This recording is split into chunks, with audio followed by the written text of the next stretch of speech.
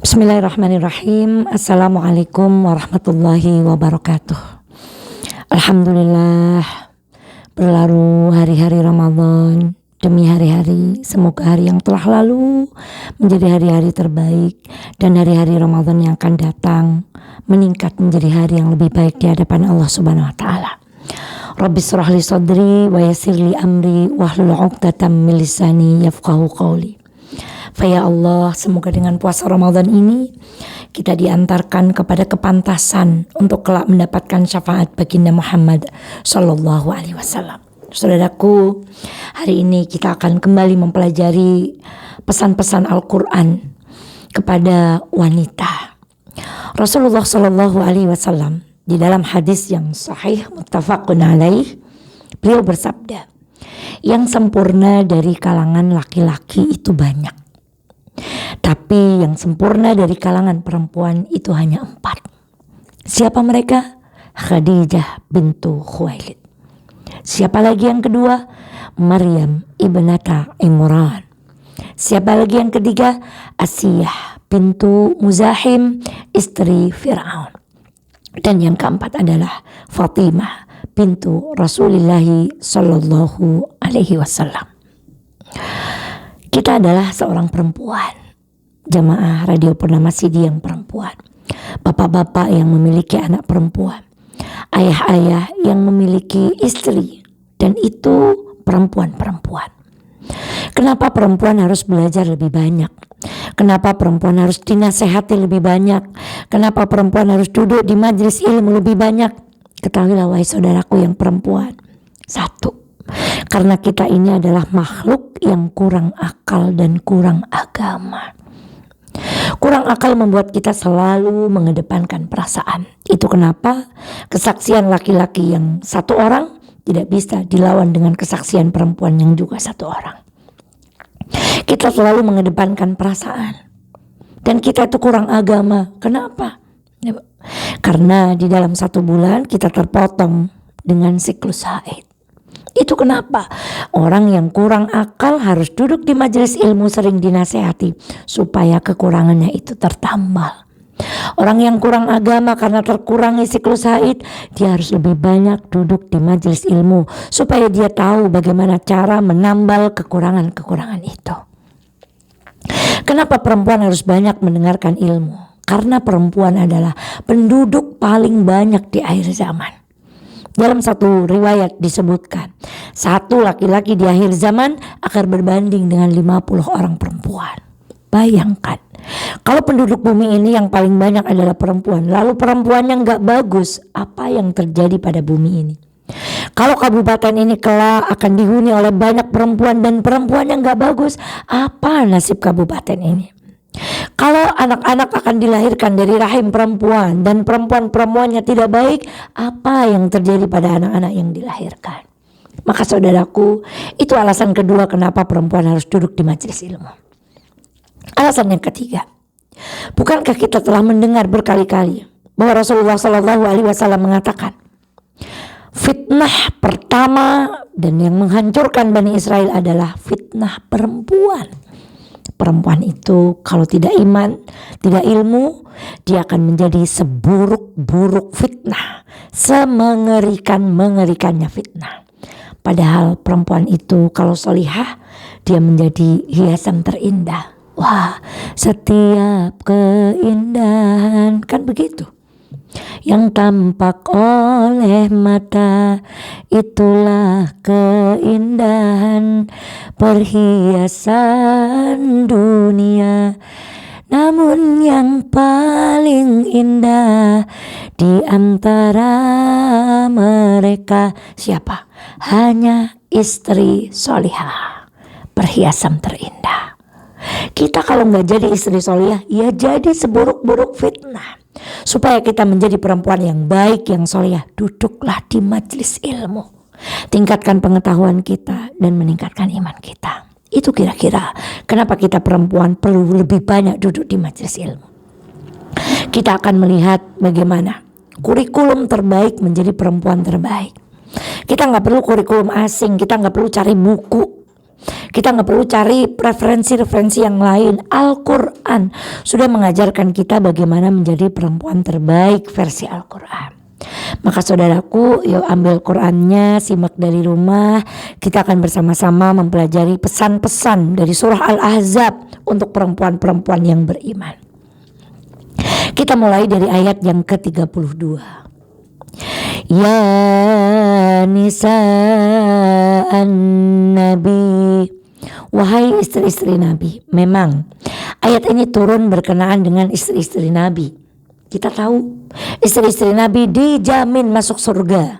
Maka siapa yang akan kita contoh kecuali orang-orang yang sudah dijamin masuk surga. Kalau kita pengen masuk surga, ayo kita nyontoh perempuan-perempuan di Al-Quran yang sudah dijamin masuk surga. Apa kata Allah? Lastunna ka'ahadim minan nisa'i inittaqaitunna. Allah berfirman, wahai istri-istri Nabi, kamu itu tidak seperti perempuan-perempuan yang lain jika kamu bertakwa. Maka apa pesan pertama, wasiat pertama di bulan Ramadan ini untuk para perempuan? Jadilah perempuan yang bertakwa. Dengan ketakwaan itu kita akan menjadi perempuan yang berbeda. Bahasa Wonosobonya, kita akan seje. Yang lain memakai pakaian ketat, kita bertakwa, enggak mau. Yang lain membuka aurat, kita ingin menjadi perempuan yang bertakwa, enggak. Yang lain nyentuh barang haram, kita menjadi perempuan yang bertakwa, enggak. Yang lain menampakkan aurat, kita tertutup karena kita bertakwa.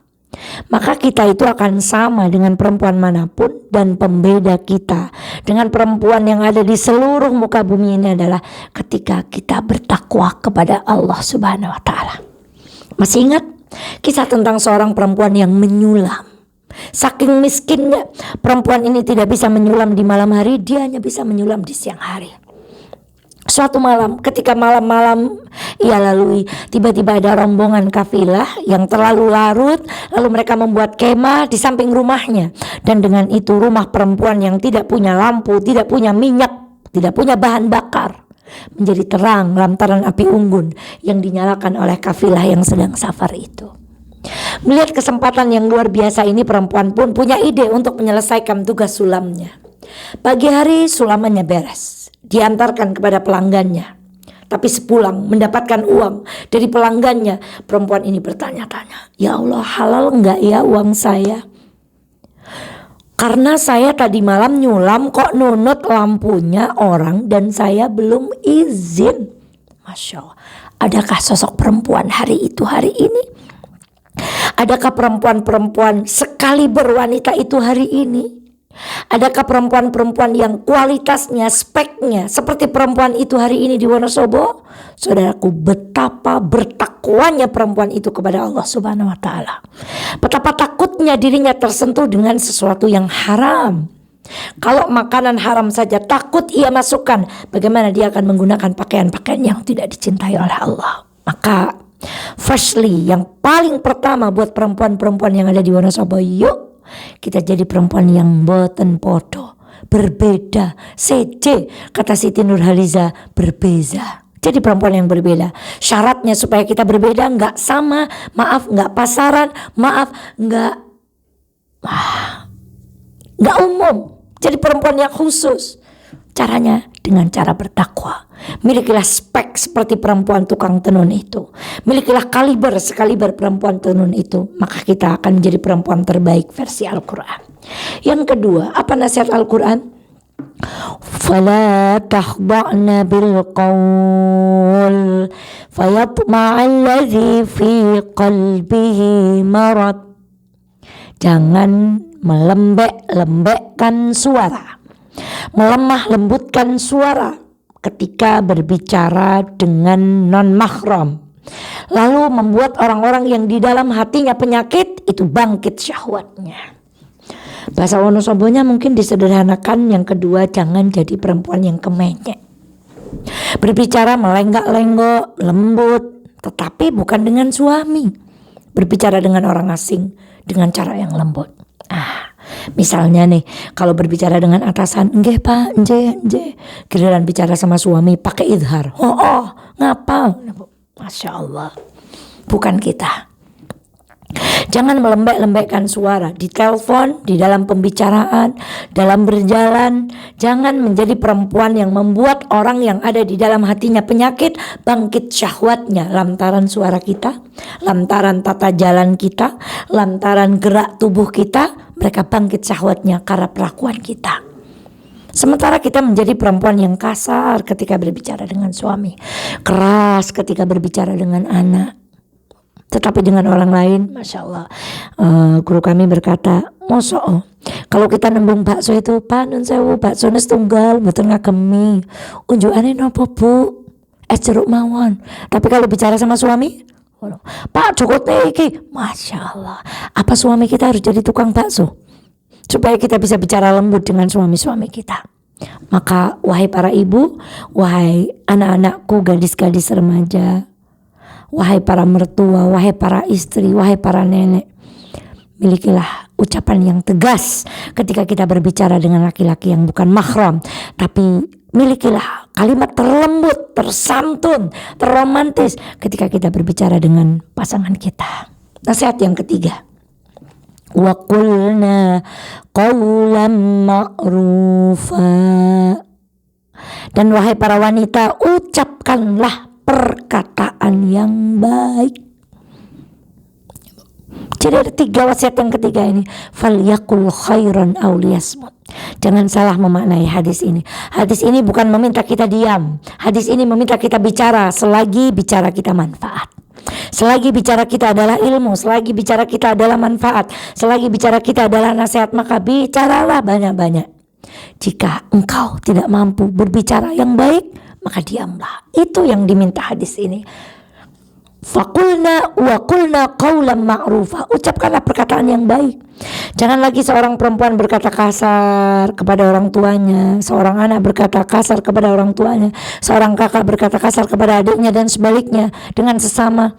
Tapi kita diminta wahai para ibu untuk memiliki perkataan yang lembut. Jangan lagi berkata, ya Allah jenenganlah bojone apian yo, enggak kayak bojoku. Jenenganlah anaknya pintar yo, enggak kayak aku. Itu bukan perkataan yang ma'ruf. Perkataan yang ma'ruf adalah alhamdulillah, apapun kekurangan suamiku, ia adalah jodoh yang terbaik untukku. Apapun kelebihan yang diberikan Allah kepada anakku, itu adalah titipan teristimewa bagiku. Qaulan ma'rufa. Nasihat yang keempat, waqarna fi buyutikunna. Wahai para perempuan di Wonosobo, dan hendaklah kamu tetap di rumahmu. Masya Allah, hari ini kita sampai pada zaman yang luar biasa. Makan-makan disebut healing, minum bareng disebut healing, pergi ke tempat wisata healing, foto-foto healing, kumpul-kumpul healing. Apa kita ini hidup di zaman semua orang sakit? Saudaraku, ketahuilah, tidak ada tempat terbaik bagi seorang wanita kecuali rumahnya. Tidak ada tempat yang lebih berkah bagi seorang wanita kecuali rumahnya.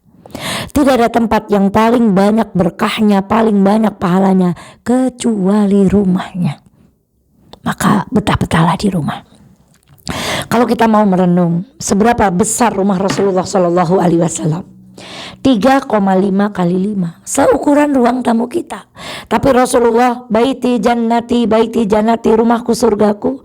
Gak ada microwave di rumah Rasulullah, ibu-ibu. Gak ada Nmax, gak ada Ayla, gak ada Pajero. Tapi Rasulullah mengatakan baiti jannati, rumahku surgaku. Lalu bagaimana dengan rumah kita yang luasnya luar biasa? Semua fasilitas ada, kulkas, double pintu. Pintu berapa ibu? Kompor, microwave, motor, mobil. Tapi kenapa rumah kita tak kunjung menjadi rumah yang mendamaikan? Masalahnya bukan pada di bangunan fisik. Rasulullah rumahnya terbatas, tapi rasa surga. Fisik kita berasa surga, tapi dirasa rasa neraka. Kenapa? Masalahnya adalah penghuninya. Maka jangan lupa ketika Nabi Nuh diturunkan dari kapal kemudian berdoa, Allahumma anzil munzalan mubarakan wa anta khairul munzilin. Hendaklah kita berdoa rumah kita menjadi tempat terindah, Minta kepada Allah supaya rumah kita menjadi rumah yang diberkahi. Karena Allah sebaik-baik zat yang membuat rumah kita menjadi rumah yang diberkahi. Yuk ibu-ibu, sapu rumahnya, rapikan lemarinya, jangan berantakan. Suami datang dari mana-mana kita rumahnya rapi. Kenapa? Baiti jannati. Supaya apa? Supaya kita betah di rumah. Bukankah sholat terbaik wanita itu ada di rumah? Kalau ada ruang tamu, kamarnya lebih baik. Kalau di kamar ada bunker, bunkernya lebih baik. Maksudnya apa? Betapa Allah sangat menghargai perempuan, maunya disembunyikan. Karena sesuatu yang disembunyikan itu istimewa. Makanya Bu, emas itu tidak kita dapatkan seperti kita metik bayam. Emas itu didapatkan dengan menggali, menyaring. Kenapa? Sesuatu yang disembunyikan itu istimewa. Maka perempuan disembunyikan di dalam rumah, gak banyak keluar kecuali hajat, betahlah di rumah. Karena kita istimewa. Itu nasihat. Nasihat berikutnya, wala tabarrajna tabarrujal jahiliyatil ula. Perempuan-perempuan, mbak-mbak, para ibu, janganlah kamu berhias dan bertingkah laku seperti hiasan dan tingkah laku perempuan-perempuan jahiliyah. Di antara cara bias perempuan jahiliyah itu memakai gelang kaki, lalu gelang kakinya itu dihentak-hentakkan supaya laki-laki itu tertarik dengan suara itu lalu bangkit syahwatnya. Di antara tata cara dandan perempuan jahiliyah adalah menggunakan pakaian yang ketat, yang kelihatan lekuk tubuhnya, transparan. Kemudian dia menggunakan menyeting rambutnya seperti punuk unta sehingga ketika berjalan lenggak. Rasulullah mengatakan perempuan yang punya ciri-ciri di atas tidak akan mencium bau surga, padahal bau surga itu bisa dicium dari jarak yang sangat jauh. Sekarang kita renungi lagi, kenapa kemudian Allah menghubungkan antara rumah dengan tabarruj? Karena kita ibu-ibu biasanya dandan itu bukan di rumah, tapi kalau keluar rumah. Maka Allah gandengkan. Kalau kamu banyak diam di rumah, kamu gak akan banyak dandan yang jahiliyah. Tapi kalau kamu banyak keluar rumah dan acaranya gak penting, gak syar'i, maka tentu kamu akan terjebak pada dandanan jahiliyah. Ibu-ibu, palango, benjang ketika mau keluar rumah kakinya ditanya, Kel, kamu mau kemana Kel? Kalau jawabannya adalah tempat yang kita siap mati di sana, melangkahlah. Mau kemana Kel? Mau ke masjid. Kita mau kan mati di masjid? Berangkat. Sikil mau kemana? Mau dangtit, mau nonton lengtit, mau mati di sana? Enggak. Maka urungkan langkah kita. Dan ingat para ibu, hati-hati melangkahkan kaki. Ketika kita sangat akrab dengan surah Yasin, inna nahnu nuhyil mauta wa naktubu ma qaddamu wa atharahum wa kulla syai'in ahsaynahu fi imamin mubin. Ditulis jejak rekam kita nginjak bumi dalam rangka apa? Dan hati-hatilah para ibu melangkah, karena anak-anak kita akan mengikuti langkah kita. Maka jangan banyak keluarlah untuk keperluan, dan jangan berdandan seperti dandannya orang jahiliyah. Nasihat berikutnya, wa aqimus shalah, dirikanlah sholat. Loh, masa sholat atau mongi? Orang Islam tuh mesti sholat ustazah? Enggak. Tapi sudahkah sholat kita mencegah dari amar ma'ruf nahi mungkar, dari perbuatan yang fahsya dan mungkar? Mohon maaf salah. Ya, Bu. Sudahkah sholat kita tanha anil fakhsya'i wal mungkar? Sudahkah jari yang kita gunakan untuk ngacung ketika sholat tertahan dari tanda tangan nota botong? Sudahkah kaki yang kita gunakan untuk bertumbuk ketika sholat tertahan dari melihat tontonan yang tidak dicintai oleh Allah? Sudahkah lisan yang kita gunakan untuk mengucapkan kalimat amin tertahan dari berbicara yang tidak dicintai oleh Allah? Sudahkah punggung yang kita gunakan untuk ruku, kaki yang kita gunakan untuk berdiri dan sujud terjaga dari melangkah ke tempat yang tidak dicintai oleh Allah? Maka kenapa sholat diingatkan kembali? Karena sholat kita belum sukses kalau sholat kita belum mencegah kita dari perbuatan keji dan mungkar. Wa atinaz zakah, dan tunaikanlah zakat. Kenapa Bu? Biasanya kita ini jadi setannya buat suami kita. Suami kita mau sedekah banyak-banyak, kita bilang janganlah Pak, eman-eman, kita masih banyak butuhnya. Lo. Setelahnya kok berubah jadi Masya Allah. Jangan. Maka masa zakat harus dinasihati? Iya. Karena perempuan itu kadang punya sifat kikir, eman-eman. Ketika suaminya mau bersedekah, ojo loh pak, ojo sakmono, kokean. Maka tunaikanlah zakat.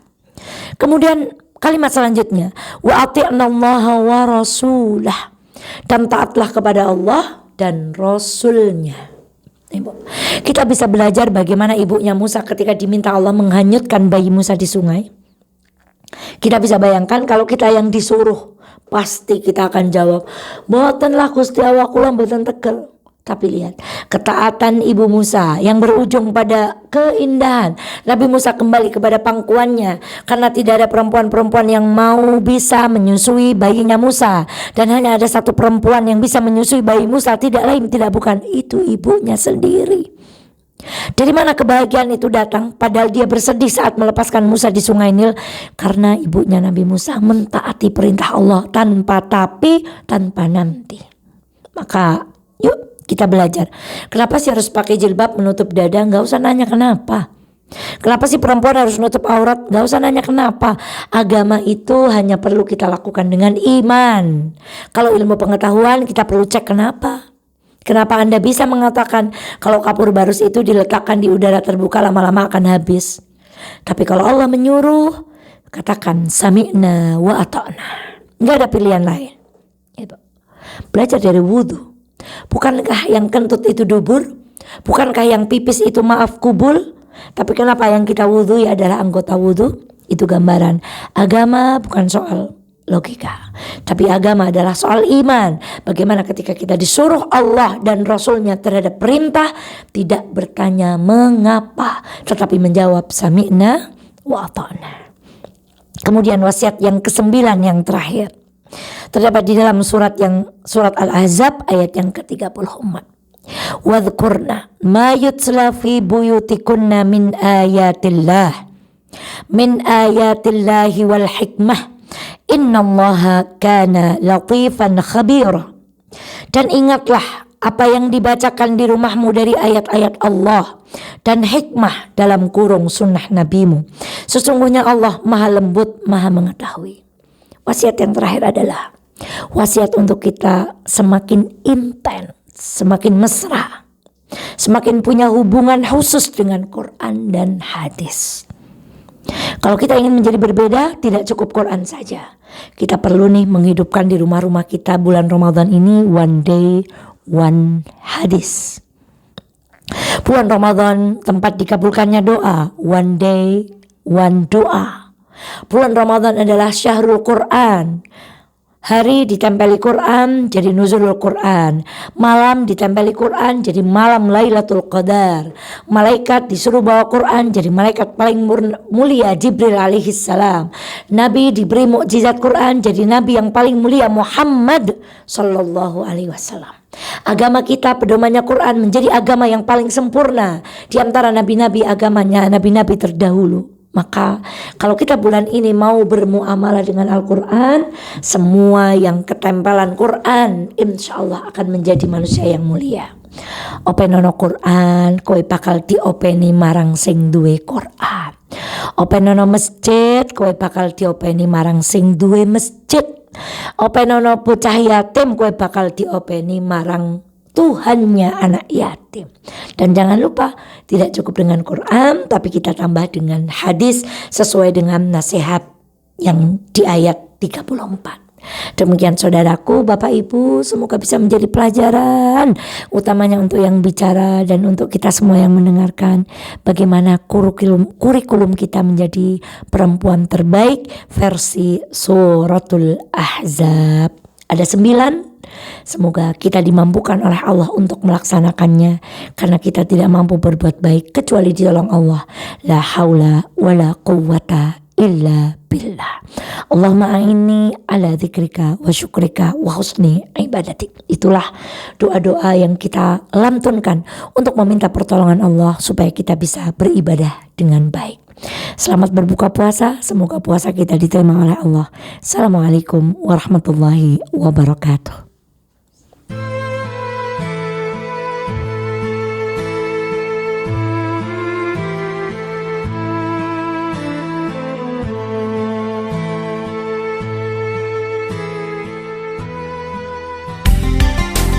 98 FM.